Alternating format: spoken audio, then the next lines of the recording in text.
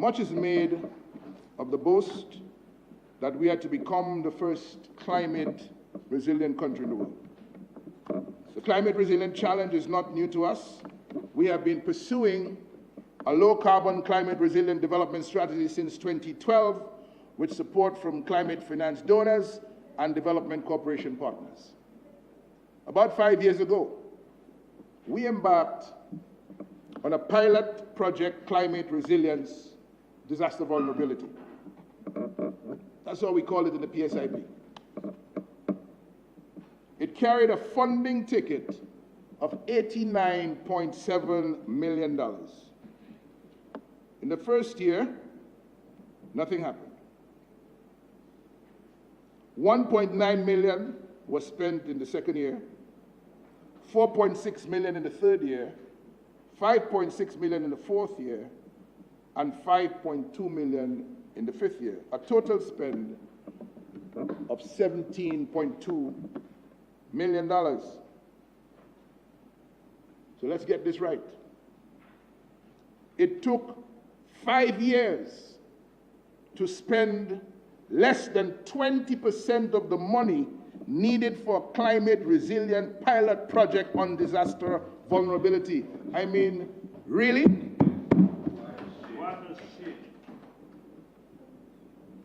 The 2012 low-carbon climate-resilient strategy envisioned specific resilience-enhancing deliverables in renewable energy, protection of carbon sinks, land use planning, natural ecosystems, forestry, slope stabilization, sea and river defenses, water resources, agriculture, fisheries, tourism, coastal zones, infrastructure, and human settlements. Over $100 million of climate change donor money was available. What exactly did we achieve? In 2015, Tropical Storm Erica flooded away, damages estimated at 100% of GDP. And in 2017, 226% of our GDP went south in the devastating winds and floodwaters of Hurricane Maria. Madam Speaker, through you, how much of the damage visited on Dominica in those two disasters was the result of things that had to be done that were not done? The resilience we expected never materialized because the Climate Resilience Initiative had no philosophical or cultural moorings, no people consensus, no youth buy-in, and through it all, the foundation principles of democratic governance were excluded from the leadership and management of national affairs.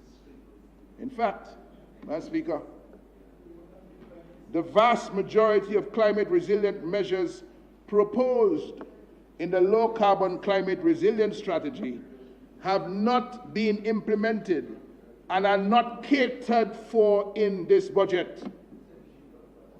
The budget gives a vague definition of resiliency with no mention of its cultural and traditional aspects. All we have, after all these years of failed policies and failed policy implementation, is a repetition of phrases and an attachment of words in what the finance minister calls, and I quote, the flowery rhetoric of resilience building.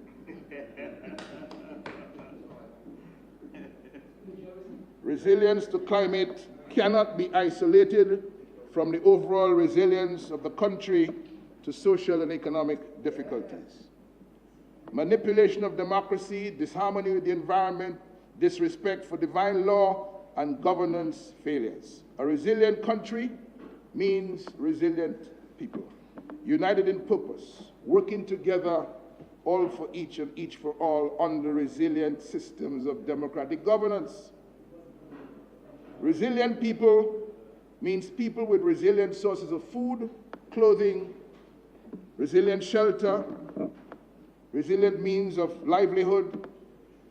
Resilient people are God-fearing, they're independent and empowered people who take individual responsibility for their well-being and progress, and commit to collective responsibility for national development and the advancement of global civilization.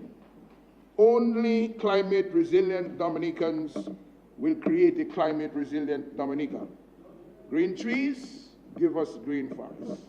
Climate-resilient Dominicans, climate-resilient Dominica. The United Workers' Party government, Madam Speaker, will focus on the skills, competencies, and capacities that characterize a climate-resilient Dominica. The tools that he or she must be armed with to withstand and/or bounce back when the misfortunes of climate strike.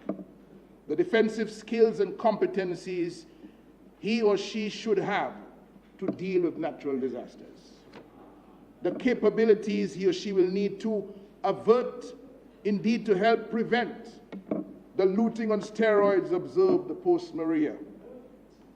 To stand up against the politicization of relief supplies and look out for neighbors instead of rejoicing that the anti-resilience conduct of politicians in power resulted in personal benefit. The capabilities he or she will need to be proactive, to be innovative and resourceful in recovering personal and community property and building back better. The capabilities he or she will need to increase the resilience, help increase the resilience of public infrastructure to natural disasters, in order to boost investment by protecting private capital and the ability to produce, transport, and export after a natural disaster. We will bolster construction codes and revise zoning procedures to enhance the resilience of public and private infrastructure as a matter of top priority. The United Workers' Party will make Dominica resilient in every respect and every aspect, and we will shift our people from personal ambition to the resiliency of a larger nature island vision in the course of becoming the best place to live, the best place to work, and the best place to enjoy life.